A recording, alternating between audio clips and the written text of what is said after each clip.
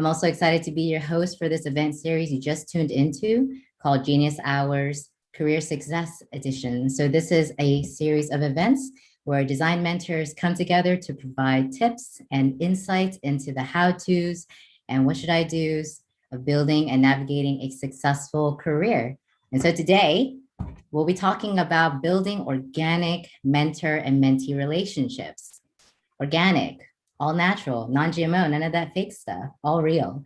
So mentorship plays a critical role in our growth as design professionals. And so people are often looking for best practices on how to approach and maintain professional connections. So our speakers today, Chris Adolphus, Jarrell Alvarez, and Summer Zhang, will share their firsthand experiences and tips on making the most out of your mentorship experiences. And then afterwards, we'll have time for an AMA with our speakers. So if you have any burning questions, that will be the perfect time for it. So let's get started. Chris, Jarrell, and Summer, if you can unmute yourselves and give a short introduction, who you are, your role, and what you're all about, and then we'll kick it off. Okay, I will go first. Thank you, Ying, for the wonderful introduction. I like you said, all real. I like this phrase. So my name is Summer. I'm happy to be here. I currently live in Toronto, Canada. I'm a product design lead at Compass Digital Labs, which is part of the Compass Group, the world's largest food service company. So before that, I worked at United Nations headquarters in New York City and the Bank of Montreal in Toronto and the UNICEF as a remote design consultant. I joined ADPList as a mentor late last year. That's a briefly introduction. Cool. I'll go. Hi everyone. I'm from Copperleaf. I'm a product designer. I actually just started working here 2 months ago. We are a very interesting company, enterprise solution for utility companies, and the little sales pitch is that we're a company helping companies make better decisions for a better world. It literally took me 2 months, a month of just training just to say those words. And then I am also a community founder. So I founded the Vancouver Design Check-In. Some of you might have come to our past whiteboard challenge with our partnership. So that was super exciting. Lots of good feedback from there, as well as I mentor here at ADPList, and I've been mentoring since December. And that's me. Yeah, I think I'm the next on the line. My name is Adolphus Chris, currently from Lagos, Nigeria. So I currently lead the design team at Chaka. Chaka is a platform that makes it possible for Africans and Nigerians to be able to trade, stocks from over 40 countries and over 11,000 global assets. I started mentoring, that should be in 2019, and I'm so happy to be here.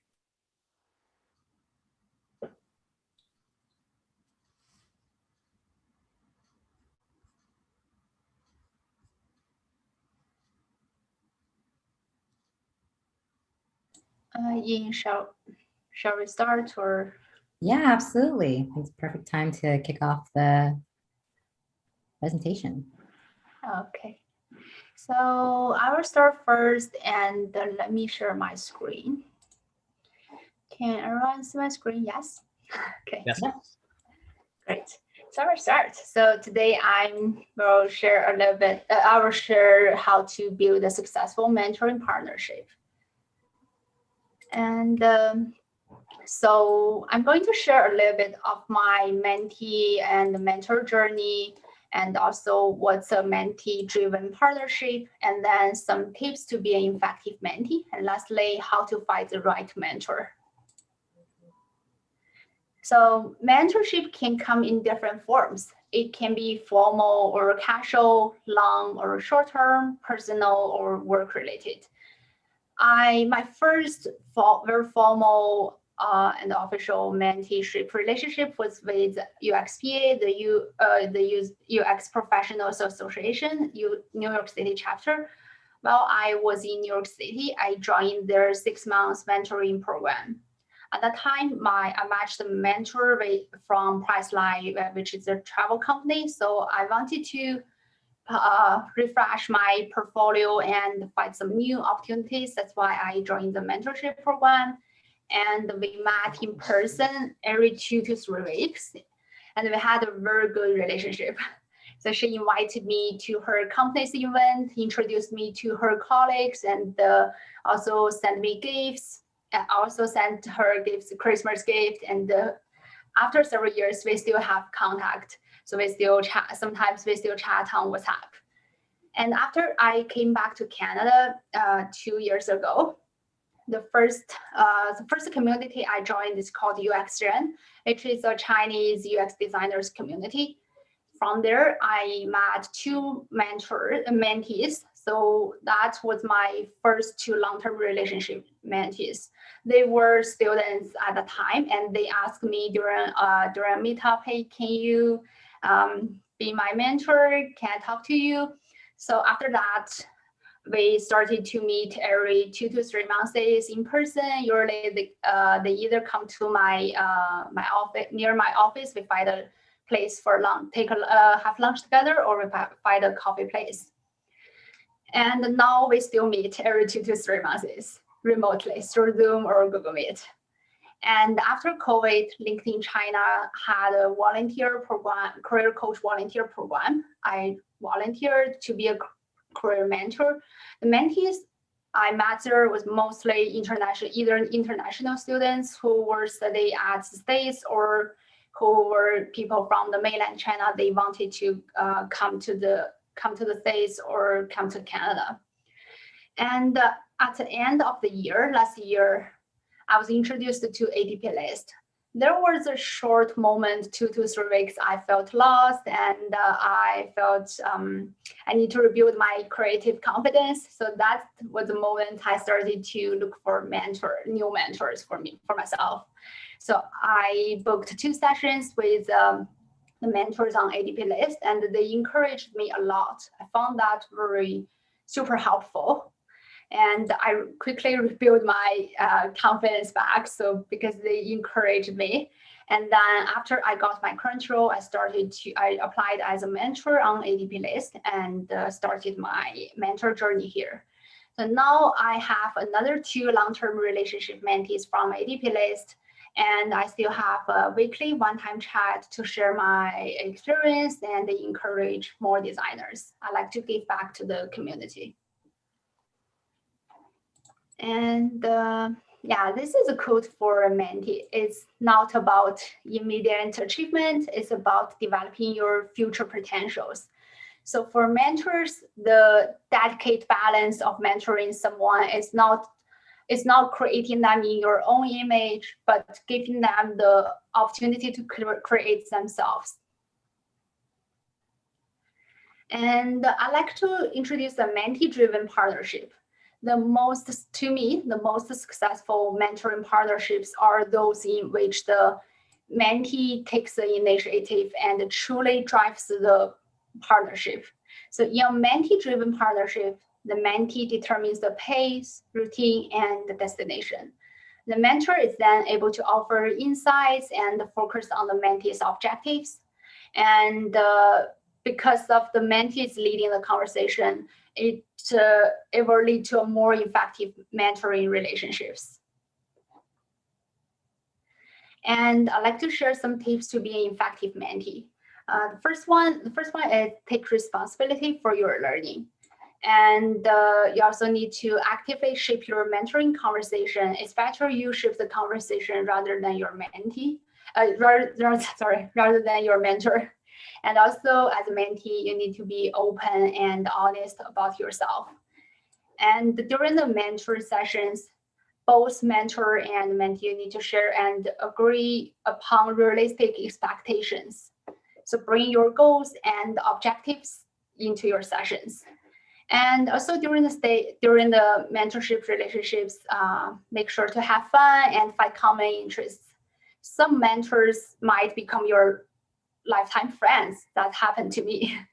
And also lastly, I highly recommend you take responsibility for the meeting arrangements and the agenda, because usually the mentors are volunteer their time, and for both sides, it's better to respect each other's time. And next, so how to find the right mentor? So before finding the right mentor, you could ask yourself several questions. The first one, what do you want to get out of this mentorship relationship? And the second one, what challenges are you facing now, and what do you need to grow and develop? The last one is, what sort of background would you like your mentor to have? And during the searching stage, think about what are you currently in your career and do your research well. You need to do background research on your mentors you want to choose. You need to make sure that the mentor understands your professional situations, critical contexts, and where you want to be.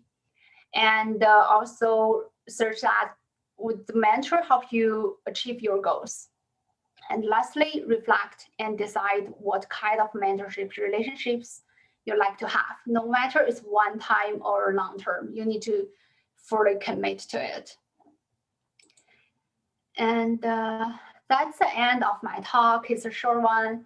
And if I know it's short, so if you have any questions, you can ask me on Twitter, Instagram, or find me on LinkedIn. And you can also book a session with me. I currently have opened the mentor sessions on Friday night. And by the way, my current company, Compass Digital Labs, is also hiring.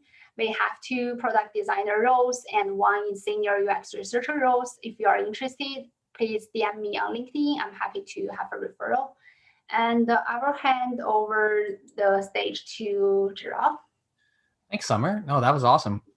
Really got me thinking about what I want to share. A little bit bare minimum and a little bit about my mentor-mentee journey. I started mentoring just a year after I started working full-time. And the main motivation for me was just reflecting on what I wanted to do at work. I just started having like a thing where I said, what is the purpose of me being here? And why am I doing this? And I started to just kind of really take a step back, and I said, I want to make a positive change in the world. And then I thought about, okay, how do you do that? So I started doing more soul digging, and I said, okay, what if you can just change one person? And so I just focused on that one person element, and that was kind of my guide. I saw that with my school BCIT, they were doing a mentorship program, and I signed up, and I was just seeing what happened. I got paired up, and we're still friends to this day. I have a couple of long-term mentees as well, especially in my community as well. I want to be, one of my goals as a mentor is to be the most accessible person within Vancouver, at least in general.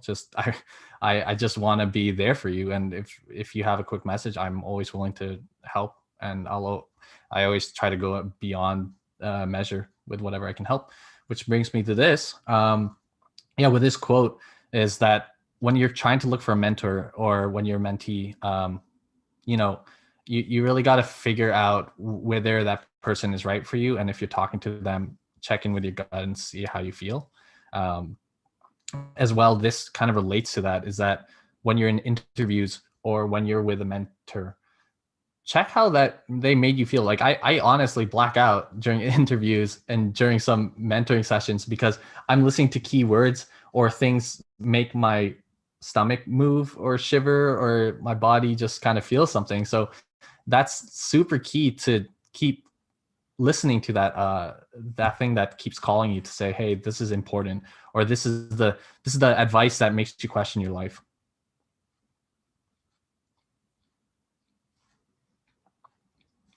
Summer, if you can on next slide, please. Thanks.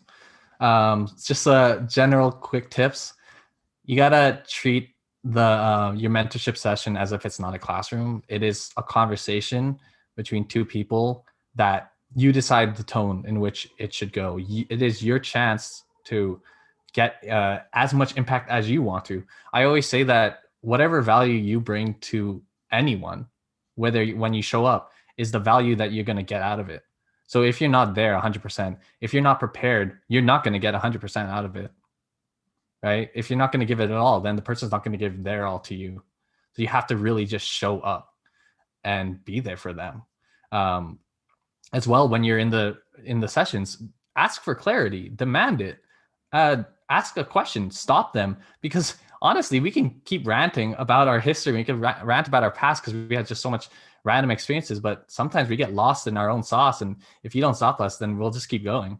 As well, kind of like what Summer said, you got to find and maintain relationships. And this could be as simple as liking posts on LinkedIn. It doesn't have to just be a huge coffee chat. You don't have to really like go for the full, check-in. You can just say hi. You can just think about them if you saw a post. You can think about them if you see an article. Anything that relates to them, just say hello. And it's really important to give them progress. How are you doing? Show them that, you care about what you talked about. And that'll translate so heavily because they'll want to go the extra mile for you as well, because you cared about the session as much as they cared about it. And then lastly, again, don't forget to follow up. So simple, but it makes so much of a difference. And it keeps you in the top of their mind whenever they have an opportunity or whenever they think about mentoring. And then next slide, please. And yeah, finally, here's some links. I think Summer is going to be able to share this slides to you guys. If you want, connect with me on ADPList. I have very limited times on when I can mentor officially, but unofficially, I'm always willing to make time out of my day. It's just my schedule is tailored to what's going on right now. Always willing to answer any questions on LinkedIn, please. I have a very active personality and I can answer questions really quickly, and that is a trouble in my day, and that is a good thing. It's both. And my company's hiring. We're hiring a lot of developers, mostly in Vancouver. But if you know someone, please let me know, and I'll give them a referral as well.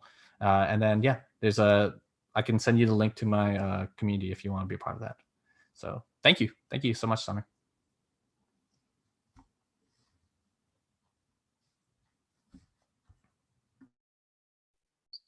Yeah, so I'm Adolphus Chris. Yeah, so yeah, a bit about my background in mentoring. So I started off mentoring, that should be August 2019. And the reason why I wanted to mentor was because I loved teaching. So I started off as a teacher initially because I wanted to teach design. I felt like, I felt like I've learned so much from the community, and I wanted to give back to the community. I wanted to have people I also inspire, just how other people have inspired me, and that's how I ventured into mentoring. And ever since then, it's been it's been like an exciting journey. I've officially mentored a whole lot of people, and I've unofficially mentored a whole lot of people also. And I think I brought this quote here because this resonates with what I want to talk about, which is our chief want in life is somebody who will make us do what we can. I've discovered that in my journey of almost 2 years now mentoring officially. I think most of the times we are we don't fully understand or we don't fully know our potential. So we need somebody who we can actively talk to, who we can communicate with, that can help us bring out the best in us, the best version of ourselves in terms career wise and in every aspect of ourselves also. Yeah, Summer, please can you go to the next slide? Yeah, thank you. And this is some key point I've noticed over time in mentoring, which is be everly prepared. I think that's the first thing I would like want to say to people. Most of the times people come to me and they're like, Chris, can you help me with this? Can you talk to me about this? And then I start asking about do you have what you want to learn? Do you have the direction you want to go to? Do you have an action plan? Do you have your KPI set? Do you know like what you want to be doing? And most of the times they're like, just help me out. And I think that's something that we should look into, be everly prepared. You can message someone out of the blue randomly, but I believe it's very essential that you know what you want and know what you're going for particularly. And then something else is always communicate. Communication is one of it's like a very, very big issue in terms of maintaining a mentor-mentee relationship. Officially, I mentor about 6 people, but unofficially, I'm this person who always put people's name down in paper and try to remember our last conversation. So if you send me a message if you send me a DM on Twitter, I have your name somewhere. I have what you the questions, the conversations we had. I have some key points somewhere. And then the next moment I'm online and I see a resource that I feel like can help you in terms of the conversation we had previously, I'm sending that resource to you. And then after I send the resource to you, I want to hear what you were able to come up with.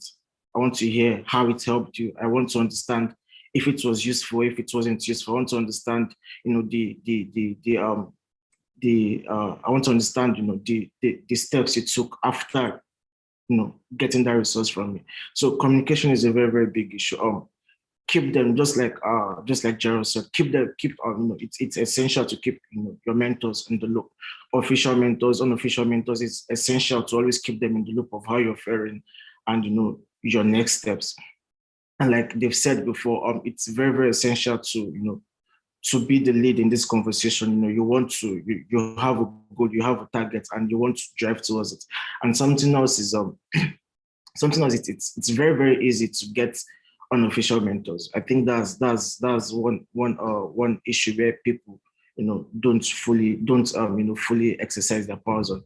We all want to have an official mentor, but I think it's very, very easy to get mentors who are dedicated to you, unofficially, if I should use the word, because you are liking their posts, you are interacting with their conversations, you are you're in their faces, so they see you, but you've not come out to them or tried to say, I want you to be my mentor.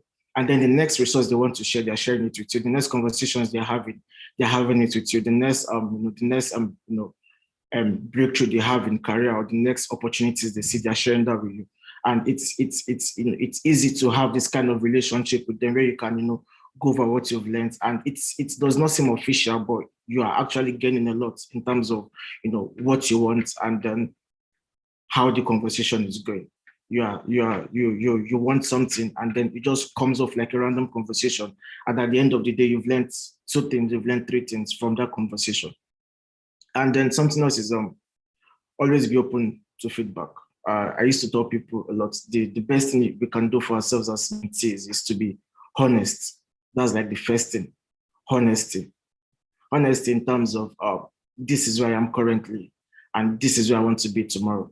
If you can be honest with yourself about what you can do currently and what you can do tomorrow, or what you can be able to do after you have this conversation with your mentor, it's going to help you in terms of having this effective mentor-mentee relationship. Because when they give you feedback, you understand that, okay, this is what I should be taking from this feedback, or this is not what I should be taking from this feedback. You know what to act on, because you are honest with yourself. You already know what you can do at that point and where you want to be in the next 1 month, in the next 2 days, in the next 3 days. So always be open to feedback and be honest while at it. Have your personal goals. That's it. Have your personal goals. Like one of my mentors I used to communicate with, he told me, you have to, break down your huge ambitions into, smaller chunks. Break them down into smaller goals, and then it's very, very possible not to have one mentor. I'm a very, very huge fan of Jacob Nelson. I'm a very, very huge fan of Johnny Vino.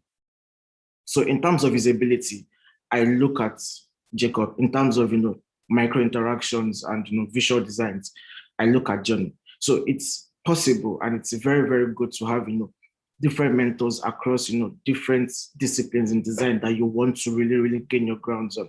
So having this huge ambition in terms of wanting to be an all-round end-to-end product designer, and then breaking down this ambition into smaller goals that you can set actionable plans on, and then driving conversations with mentors that you can find your hands on, or people who you feel like, okay, these are people who are better off than me in this field, and driving conversations with them is going to help a lot in terms of being an effective mentee, because your goals, who you want to drive this conversation with, and then it's climbing up the ladder from there. Next slide. Thank you. So that's me, Chris Adolphus, and you can see me on ADPList, and you can also message me on LinkedIn. if you message me on LinkedIn, I'm always available to reply a message, to share resources, to answer questions at any time, any day. Yeah, thank you. Thank you so much, Summer. If you awesome. All right, we got an amazing list of questions. I'm going to dive right in, so we have time for all of them. So I think I see in the chat that might have already touched on this, but let's expand on it. Is it a good idea to have more than one mentor? And if you have more than one mentor, how do you balance that? How do you juggle it? Who do you go for A and who do you go for B? Here, I'll go for it. I can't even count, and maybe that's the problem, is that I can't really count. I think I take mentorship in different strides and different points of my life, when I need it the most or when it's unexpected.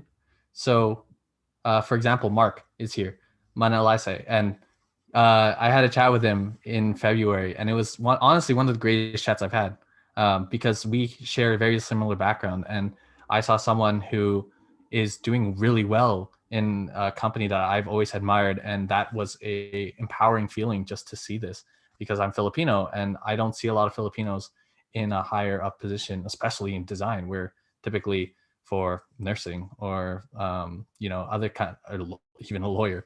And Cami has been here for me every single time I'm here in different events. He's always messaging me, just thinking about me and just trying to hopefully go through what I'm going through. And again, like, there's just a list of other people that I've talked to, and that I send them just messages every now and then, and they send me messages. They send me messages about, like, hey, we're this company, the startup that you tried, it's right now it's at this stage, and can you do a user testing? Or, hey, I found this app that's a competitor for your company. Do you want to check it out? So, like, we just keep in contact every now and then.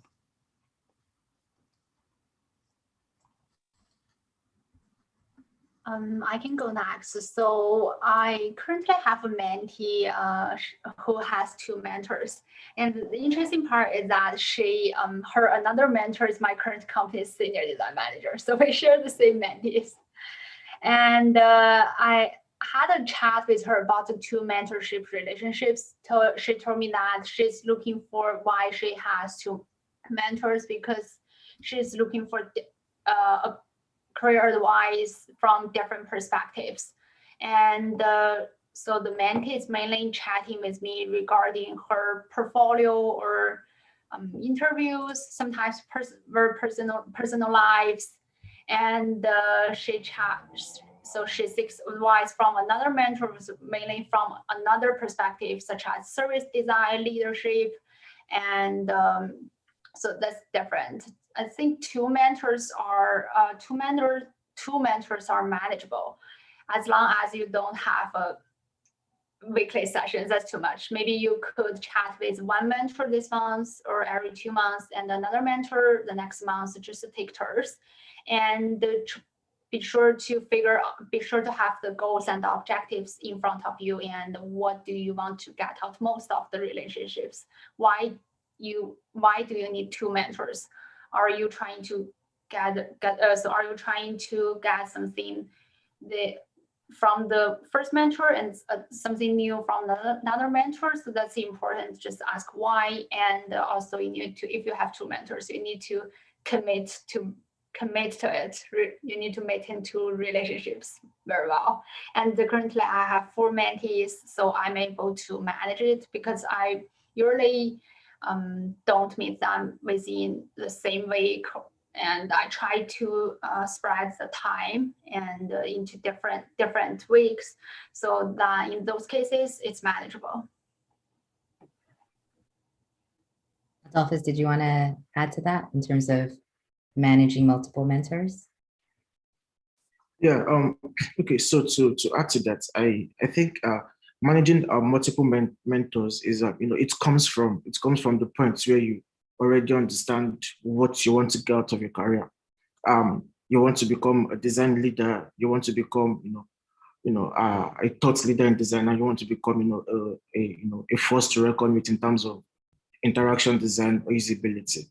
You can have 2 different people you look up to in this regard that this person is a very, very, renowned, thought leader, and this person is a very, very, very, very great interaction designer. You understand them, just like Summer said initially, understanding your mentor's background. You understand their backgrounds, and you know what you want to get from each of them.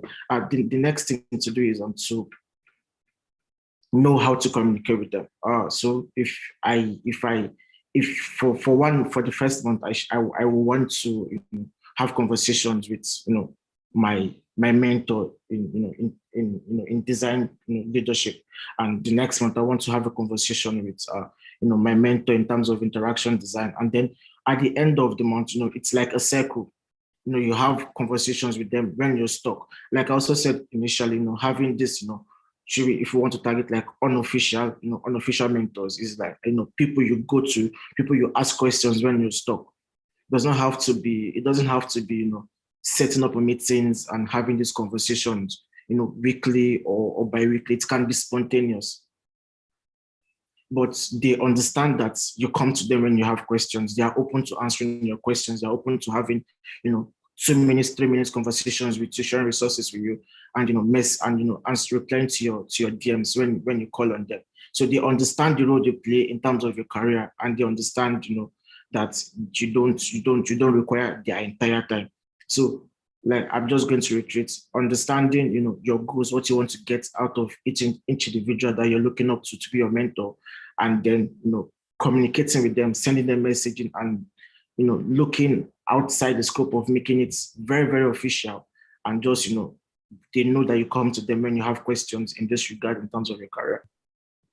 Yeah, definitely. The common thing I'm hearing here is that when you do approach a mentor, that you kind of already do that prep work and come forward with that intentionality.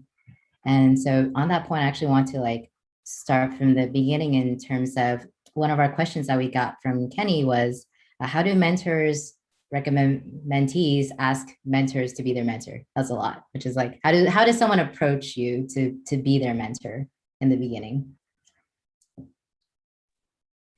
Okay, so I'll just go first. So approaching people to be your mentor is I think most of the time we put too much thought in this. The best, I would say the best mentee I've ever had, or the best person I've ever spoken to, just came out of the blue on Twitter. I just posted something and he was like, I love this. Can you share a resource with me? How I can do this? And that's how I started. I shared the resource, and then the next day he was like, I did this. Do you want to check it out? I'm like, okay, I have 5 minutes to spare. And then the third day was like, I've done this again. I'm like, oh, wow, that was fast. It's like it was spontaneous. And then I began to understand, oh, this person wants me to mentor him, properly. Then I asked him the question, do you want me to spare 15 minutes of my time daily towards helping you in terms of achieving your set goals in terms of design? And that was how we started. So in terms of approaching mentors, it can be just from a simple message or a simple comment from their post. And I think one of the tricks to use is to ask for resources. I think that's the fastest way to get someone to get a mentor. When you ask for resources, I think that's the easiest route. When you ask for okay, I'm giving you a cheat sheet now. When you ask for resources and then the resource is shared with you, do something with the resource. What you've learned or what you've done with it or what you've built with it, and give feedback to the person or to the person who gave you that resource. And from there, you can start driving the conversation, because then it begins to dawn on them that, okay, this person is actually serious in terms of their growth, and then they can start investing their time in you. So that's how the easiest way for me that I've seen is just ask for a resource and then act on the resource and then give feedback, and then it should go from there. Those are great points. Gerald, I saw you posted, you've already written an answer to this, but I'd like you to verbally talk about how can a potential mentee approach you as a mentor? I typically have it so that I want them to really have the buy-in that they want to engage with me, if that makes sense. Like I'm very accessible and I'm willing to help and I'm willing to participate, but it's a two-way road. And So if you don't feel like I'm the right mentor for you, you can go on and you can move on, and I'll still be here if you have any questions. But if for me, looking for mentors, I always check with my gut. Like I said earlier, did I have a good feeling from this? Did they answer my questions the way that I guess not expected, but I hope that they would? Did they provide clarity to me? Did they, did they let me talk as well? Did they assess my situation for who I am? Were they able to nail, I guess, the info on the head, right? So the accuracy, the feeling afterwards, that's super, super key, just to know that this is the right person that I want to have mentor me. And I'll do whatever I can, to do one-on-one sessions. I especially love video over text as much as possible, but I will always be willing to answer messages if I can, just because, again, it's easier, or, one-offs. But like literally, I think last week, someone that I've been mentoring sort of unofficially through my community was like, hey, I have this, I want to start networking. How do you network? Because we had this network chat in my biweekly, and she's like, I'm like, yeah, you know what? Call me at 5 o'clock. We'll get this out there. Cause I wanted to knock it out in my head so I don't think about it anymore. So I was like, okay, here's my meet, here's my Google Meet. Boom. I was outside. I was having a great time. I had boba, I was just really relaxed. And then and then we were just on my phone, and I was just answering her questions, like looking at dogs and stuff. So I just made it as easy as possible and more enjoyable for me as well, and as quickly as possible, because I know that, I want to get them on the right foot. Got it. So what I heard there is boba is the precursor to a very successful mentorship session. But that makes yeah. Well, to that point about I think we had touched on this a little bit in the chat, but when you do go to multiple mentors, and you may get conflicting opinions, it may be confusing to navigate. So what would be your advice on how to handle that?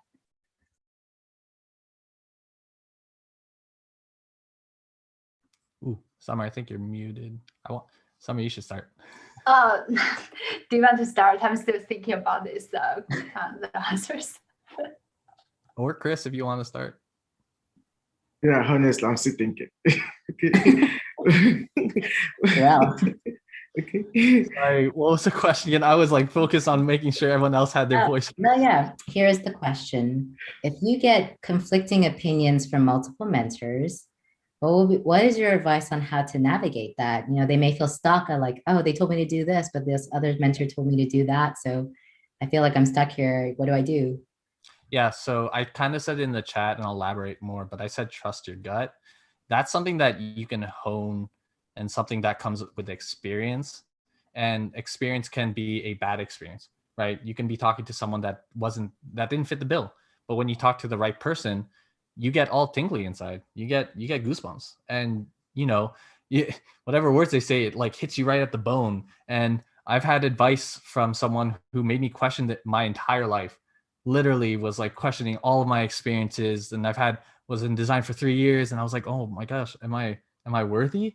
Am I doing what I'm doing? Do I know what I'm doing? So that's one element to it. The other element is patterns. My brain works in like this very logistical kind of quick thinking pattern ways. So if you had a portfolio review and you got the same advice from like 5 other mentors, you should do it.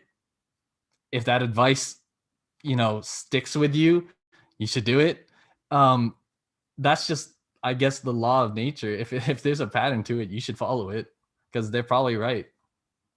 Yeah, it's like multiple data points, then it constitutes a trend. You should probably start paying attention to it. Exactly. So I can share a little bit. So that's a tough question. It happened. I heard from mentee. She told me that another mentor said that her portfolio has too many copies, too many words on it, but I felt it's pretty good. So I think the advice here I could give that is that we don't have to always listen to every mentor. Sometimes you also need to trust your own feelings. I agree with Gerald. If 5 mentors have shared the same opinion, same feedback, take it. if only one mentor said that, oh, it looks not good, something like that, you can just ignore it. You don't have to, similar to our workplace, we receive design reviews, the design feedback, but we don't have to take all of those. Just take it, think about it like a design feedback, then it should be fine. Yeah, that's a good point. I try to open my sessions with like mine's one perspective out of many, and feedback are just data. It's how you action on that data. And it's one of those key skills that you build as a designer, is being able to discern the value of the feedback that you get, even if they may be coming from a mentor. It's a great experience to practice. Okay. Another question I want to ask from Amanda is, oh, actually, you know what, Amanda, I'm going to ask your question near the end because that one's a little more fun. From Patricia, is there any advice on how to follow up with mentors? I know you touched on this in the beginning. They had said, I always feel like I need to have something accomplished or something really engaging with a mentor because I need to be respectful of their time. So like, any advice on follow-up?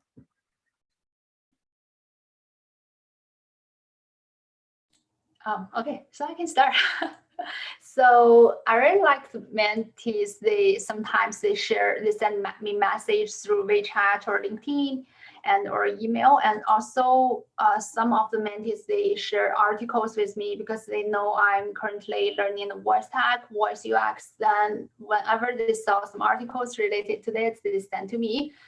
And it doesn't have to be very formal email follow-up. You just say something like thank you, or you can also share some resources, interesting articles, or your recent updates. Just a very informal, casual way. That would be great. It doesn't have to be a video chat. It just you can send. Usually you can send just through LinkedIn message, should be fine. I believe they will reply to you.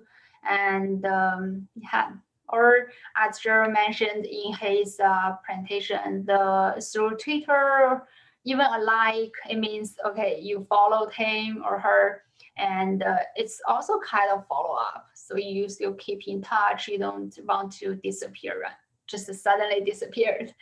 And yeah, that's from me. Okay, just to add Summer's point, I think one way to have this follow-up after a conversation with the mentor is to always I think what I like to see is to always have what I can act on.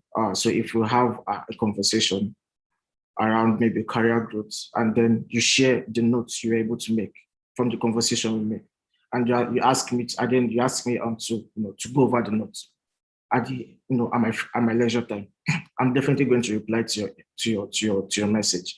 Either it comes on Twitter or on LinkedIn or through email.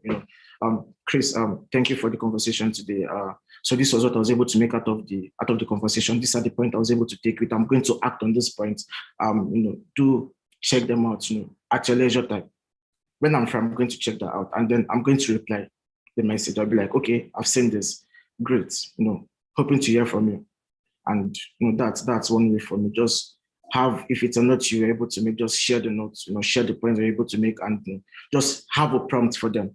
If just have something for them to be able to go over and then give you a reply from there. It kicks off from there. So yeah, thank you. Yeah, that's a good point. Like, it doesn't always have to be like an official session. It can be, if it's a quick question, an update, it can be, we have all these different platforms and channels as well to provide our updates and status checks with each other. Sorry, Gerald, were you going to add to that? No, it's okay. I'll double on the fact that you should follow up after session. Even just, especially with things key takeaways that you had, actionables, things that you wrote down on, just say like, hey, I updated my cover letter. And then that's it. And oh, Mark, I'm sorry, I forgot to mention, I've been using that portfolio, the thing that you said as a benchmark, and I still remember that for all of my sessions. And I say that as the basis of all of my sessions for a good case study. And that's the thing, I look at it from that point of view. And so I kind of just pass along a lot of the information from mentors like you to other mentors. And yeah, just keep up to date with the little things. It's the little things that make a huge difference. And again, just showing up to messages, showing up to what advice they give you, because we want you to do a lot of the things that we ask, especially if it makes sense for you, and we want to see results if possible. We want to know that you cared about our session. Yeah, for sure. Those check-ins keeps you in top of mind. So there's definitely been times when I just go about my day randomly and I come across an article or an awesome resource, and I know the exact like mentee that would be helpful for, because it's like we've been keeping up, and it's like they take up a valuable space in my brain, so I know their context, and so it really, it's like an investment that always will deliver back in the future. You don't know what type of like how awesome thing that they share with you, or to some type of opportunity may come your way because of it. Like, yeah. It could be as simple as, for example, one of my mentees just told me like earlier this week, hey, I got a call with a recruiter at Shopify. Thanks to you, because you just told me to contact Shopify. If go to the company that your dream company was, and just contact all of the designers and all the recruiters. And if someone doesn't say hi, move on to the next one. Just keep moving on. And she did, and she got into the interview process just because I told her just go. That's it. Just a little nudge. And see, this expression, Jarrell, has everybody, is also one I want to point out, and it's a little selfish, but it's super gratifying when we hear those type of check-ins where it's like, what, good or bad, right? Because it's like we can continue to root for you in your corner, right? And when we hear some things, when it's something small, like I got an interview, or I updated this thing, or I read this article and it really opened my eyes to something big, like I got a job. It makes our day. It makes my day. I'm sure it makes like all of our mentors' day to hear that. And it's like we're making a difference, and it helps us continue like, okay, it helps really build on our mentorship framework as well. Okay, let's see. We have a question from Ayana. So curious to understand what kind of questions you tend to expect from. Also, it's now canon. We can now say mentees or manatees. It is now, they are now synonymous with each other in the chat. It's just been established. They were curious of like, are questions always design related, or can it be personal / life challenges or struggles as well? Have you ever had any mentees that approach you with things that are adjacent to design, or maybe more personal, that they've asked your guidance on? Okay, if I should go first, I think I've had many conversations like that myself. I have people I talk about my what's it called, my personal challenges with, and it might not be it's majorly not design related in terms of I feel I'm a strong believer in the fact that our mental states, our emotional states actually affect our output in terms of our career. So it's always proper to clear that out with someone you feel like is also in that career path. So when I'm feeling down, or when I've lost motivation due to one personal setback or something like that, I engage my mentors in terms of this is what I'm facing currently. Have you faced this challenge before?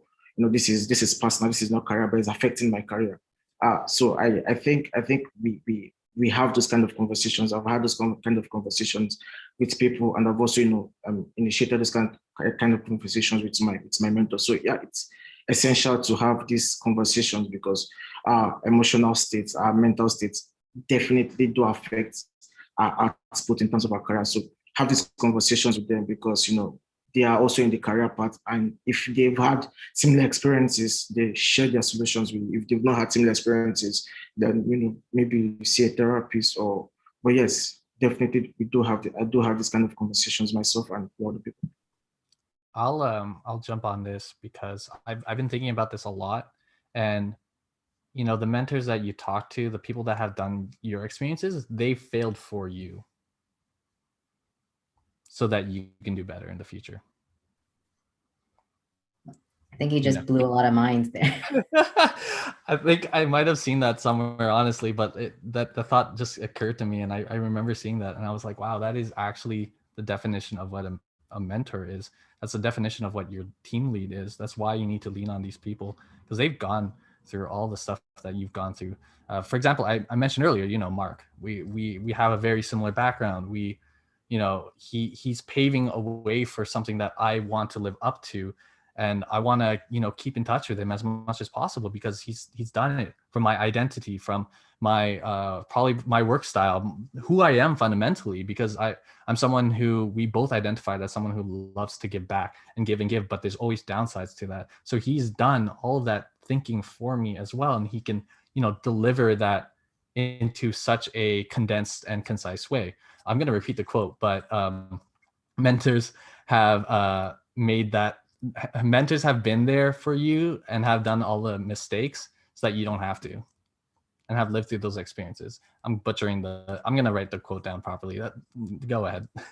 Yeah, it's like explaining a joke. Well, that's a good point. That's I definitely feel that way of like, oh, I went through all this. Let me pass along the shortcuts, the cheat codes to someone else that can go further along. And I can see that.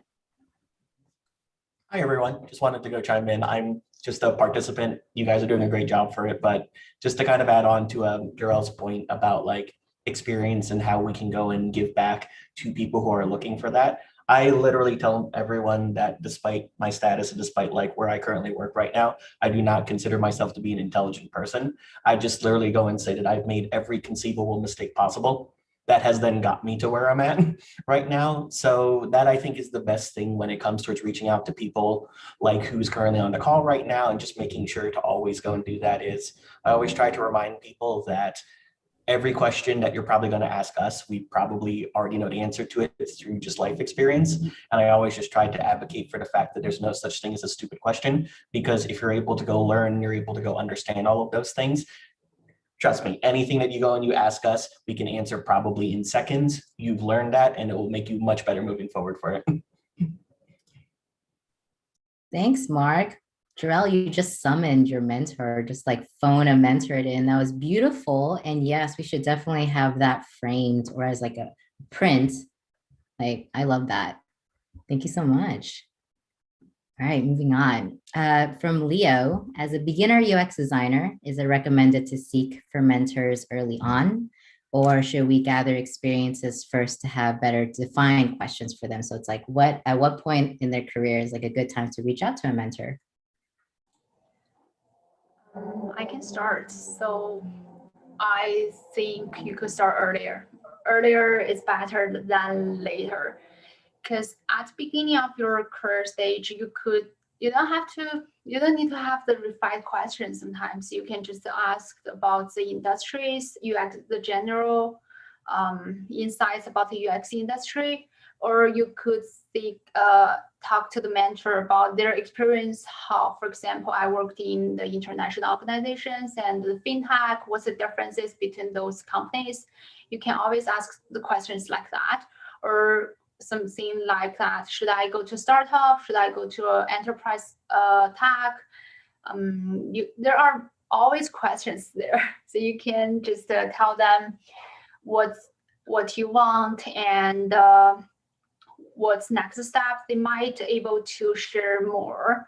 And because I always wish that back to 7-8 years ago, I wish I had a mentor, but at the time there was no platform similar like ADPList, and I didn't know I need to mentor. I hope I had at the time. It will help me a lot. So start it early, or just start to chat with people on ADPList. It's only a half hour or 40 minutes chat. It won't take you too much time, and you can get a sense of what's a mentorship relationship is and what's the style, and start from there. Yeah, definitely. Now, don't overthink it, but be prepared. Better late than never. Thank you, Yeah. Summer. I'll go here because I think I always wish that I had a mentor when I was in university and learning, and I feel like that there were so many holes in the way that I worked before. And for example, networking, like I was so scared. I didn't know how to do it. You know, I was just worried about all these things that I'm not worried anymore. And I feel like if I took that steps earlier on, and if I had a place like a community, I never felt a sense of community in Vancouver ever since I was learning. And I've always wanted to find that. And I never knew how to network. You know, I would need a friend to go to networking events, you know, meet up, whatever. And I think that extra push from a mentor, the one that, you know, has done all those sessions before, has been around the block, would have told me, okay, you go do it. Like, you just got to do this. You got to do it. And I would have listened to that. And I would have probably been way ahead of where I am right now if I'd done it earlier.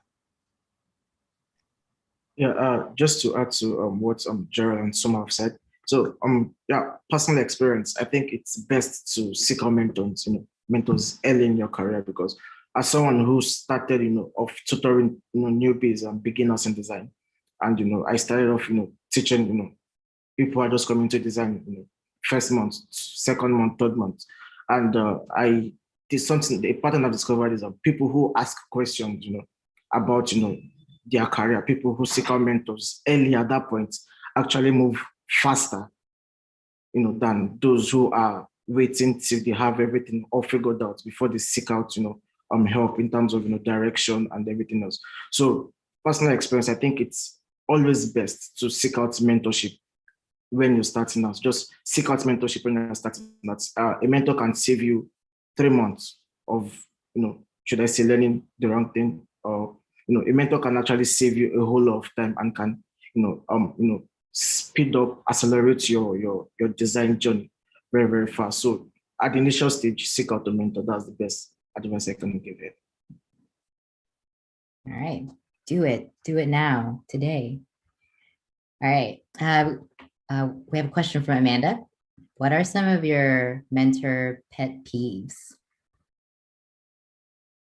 Pet peeves as in, like, what are some things that are like annoy you, or like you prefer it didn't happen? Or I'll definitely bounce on Takami, because no shows is definitely a no-go. ooh, gotcha. Like, we are volunteers. We like our time. We're probably taking time away from our company sometimes just to talk to you, or after our company, and we're really tired and we want to be engaged with you. We've set aside moments of our lives to dedicate to helping you.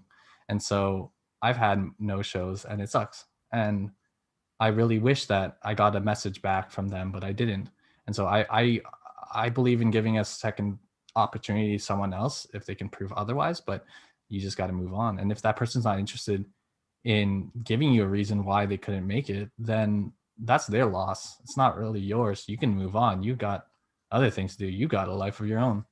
So just making sure that and another pet peeve is when they don't have really questions and you feel like you're just rambling on for 45 minutes about your life and you're not sure if it actually if it impacts them, or if they can actually relate to any of it. So, stop me. Again, I said earlier, but like, stop me if I'm talking for too long, because I don't want to talk for too long. I can share you a podcast that I was on where I talked about myself for 45 minutes, but I kind of don't enjoy doing that every single session. I would love to chime in. Hi guys, Cami here. That no-show thing is so disrespectful to yourself first, because you've made a promise to yourself to invest in yourself in this time. And for whatever reason, whether you forgot to put it on your calendar, your dog got sick, the life happens. Please, please, please follow up with your mentor that you scheduled time with and say, look, either I forgot or my dog got sick. Somebody canceled with me this week because they had their second vaccination and they were feeling ill.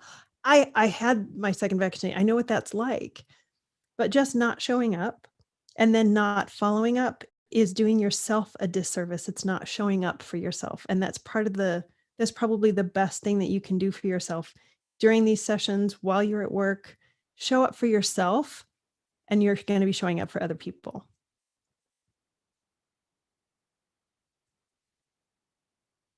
Thank you, Cami. Awesome. Okay, I'll end with one more, and then we can open up for our general Q&A if anyone is interested in voicing their question. So to bring it all around, at one point, let me rephrase this. What would you say to a mentee who is considering becoming a mentor themselves?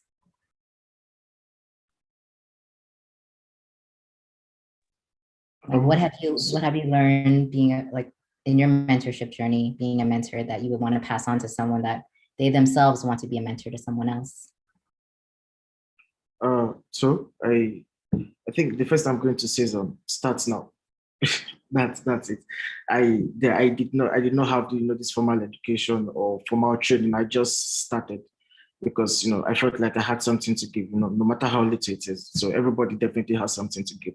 It might shock you how your experiences that you've passed through in the past 1 month is something someone else is struggling with currently. So my advice is just start. Get someone and talk to the person. Share the little knowledge you have with the person. From there, expand it to the next 2 people, from there 3 people, and then it becomes a power of you. So my advice is going to be just start with one person. You don't have to think it too much. You don't have to think it too deep. Just start with one person, and then there are tons of tutorials and courses that you can pick along the way. But start with one person. Talk to one person, and then with respect. So that's it for me. Yeah, absolutely. Teach what you know. Teach what you're learning now. I'd like to add one point there. So to me, I think you need to have a mentor mindset. Be open and honest to yourself and respect for difference. And also believe what you are doing and encourage others. I really don't, I prefer to encourage others no matter what the level of the mentees is. And don't discourage them. they come to you and they need your help, support. And to me, those are very important. And yeah, just so, and you can start to be a mentor whenever you feel you have more time, you're comfortable talking to different people, and you're comfortable handling difficult situations, because sometimes it might happen. And whenever you are ready, and you could start your mentor journey. And I'll touch on that because that's really important, knowing that you're centered yourself and knowing that you're okay with yourself and you're confident with yourself first before you can offer advice, because you don't want to set someone off on the wrong path, especially someone who hasn't listened to all of our advice. That's really dangerous. And you have to be really confident, really sure that you can have a conversation with someone, that you can pass on learnings from other people that I'm blanking out, but there's a movie that's just like this. But you just pass it on, and you pass on the good juju, as Cami would say, and just yeah, really making sure that you've done your work on yourself before you can work on someone else. Really great points there. All right, going to open up for people that have raised their hands and want to ask their questions. I think the first one that popped up was Kenny. Thanks, Ying. I had a question actually, just essentially, let's say like we have, different work projects, and sometimes we might want to ask our different mentors, like either their opinion or feedback or how to proceed. But,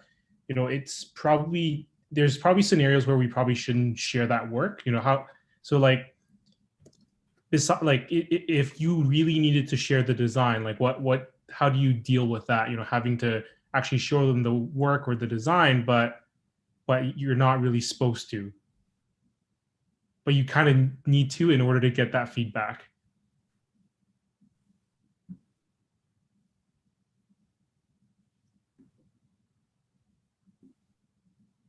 It's real. Seems like that's a real mind bender. I'll step in.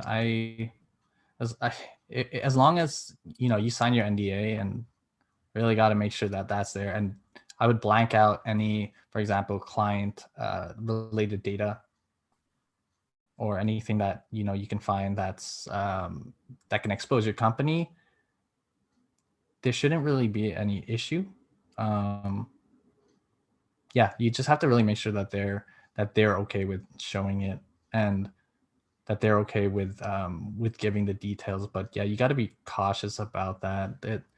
It also comes with a huge, like, a little bit of a rabbit hole, because they can go in and just not understand any of the context, and that can take a really long time. And you got to be wary of their time, because all the context makes all the difference to all the decisions that they made during the design. The front end, the thing that you see, literally doesn't matter. It's all of the work behind the scenes that actually matters. And all that finding is really where you can help them, and really focus on, for example, the user story. What was the issue? What was the original problem? Why is it a problem in the first place? Take like 600 steps back and really figure out that before you can really ask for help.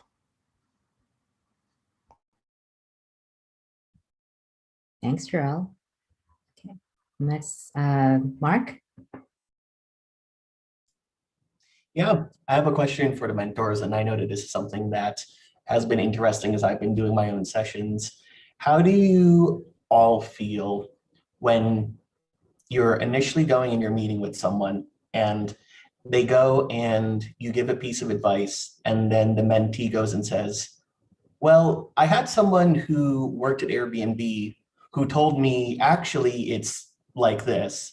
Or for example, I've heard someone tell me, oh, I've heard someone else at Apple go and tell me it's like this. And if you reach a moment when you know that you have a correct answer that conflicts with what they're saying, how do you navigate how to explain not only your point of view for it, but also trying to like unpack the power dynamics that come towards, say, like someone theoretically working in a more well-known company giving potentially someone like wrong advice then? Oh, wow, my goodness.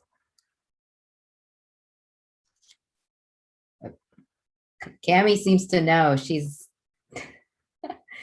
Cami. Yes. Usually when that happens, someone is either feeling really, really insecure and they're saying, this is the advice I've gotten and I'm going to stick to it because I'm afraid of doing something different.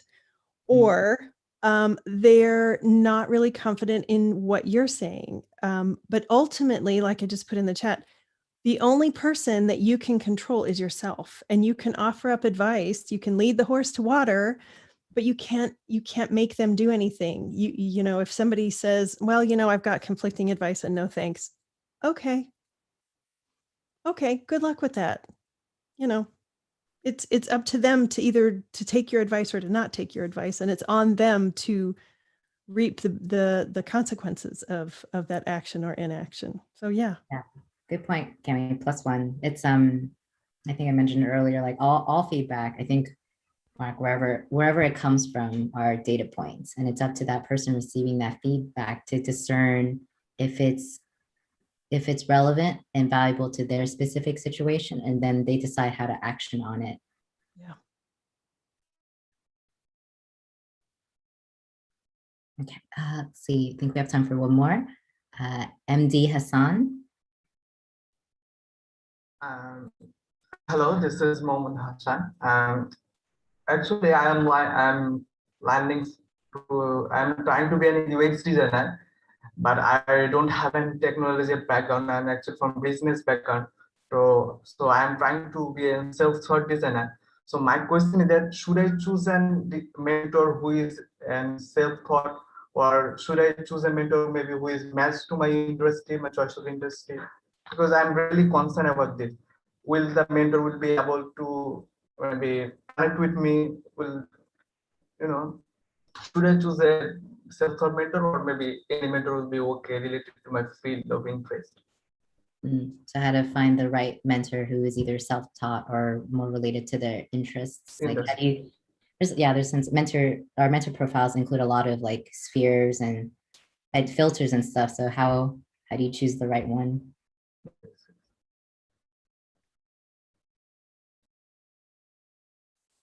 So if I can go first, so just to rephrase the question, he wants to understand, which mentor to go for, or self-taught, or, can you rephrase the question for me again?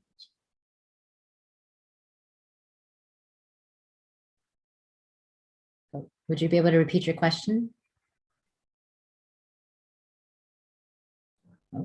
So actually, I'm in self-taught UX designer. So I'm really concerned if I choose any mentor, maybe who is not maybe holding a technology certificate, maybe from an we have a designer course attended. So will he able to maybe acknowledge me? Will able to connect with me? So I'm really one concern that should I choose a self-taught mentor who is self-taught, or should I choose any random mentor maybe who has my related in interested field mentor? Maybe you got it, maybe. That's Someone who is either, should he go with someone who, a mentor who's more self-taught or more related to the field that they're interested in pursuing?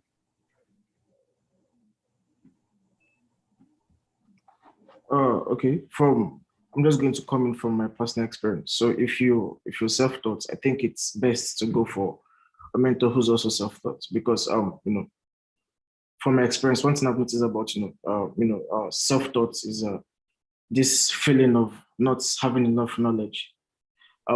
As a self-taught, that's one thing that resonates with being self-taught, is that you feel like you've not learned enough. You need to learn more to be able to apply what you're learning, or to be able to do something. You want to learn more. So I think going with a self-taught mentor is going to help you in terms of this other experiences and personal battles they've fought that is outside the actual work they're doing. These mental battles that you've fought in terms of being self-taught.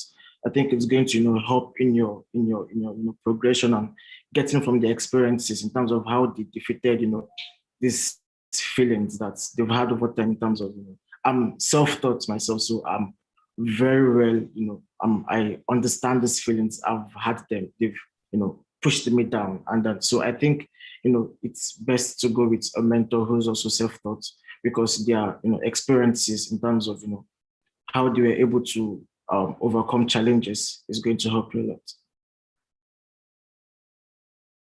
Yeah, it's a good point of then, like, if you go for that self-taught mentor and then go in with those specific questions that you have, and then afterwards, when you've learned from that, maybe you can approach another mentor that is in the field that you're interested in pursuing, as well as like a follow-up. Yeah, awesome. All right, guys. I want us to all clap, snap, say thank you to our speakers and our guest speakers that popped up today. So Jarrell, Chris, and Summer, thank them for their personal stories and strategies. Let's give it up. And we're nearing the end of our event. But before we go, we're going to do our signature family selfie. So make sure that everyone's here. And then I think Val will be taking the selfie. So place your best, put on your best smiles, pick up your favorite pet. All right, is everybody ready? 1, 2, 3, cheese. All right, and then next page. 1, 2, 3, cheese. And I think we're safe. Let me take a couple more, so smile for me, everyone. Awesome, got it. Jarrell, no way. Hold up what you were holding up there. It's a mini pillow mattress. Okay, sorry, I just want to point it out. People bring in some interesting things into the selfies, but thank you so much for coming in and sharing a piece of your day with us. We'll have more events coming up. So in the meantime, be happy, be safe, and we'll all see you soon. Bye.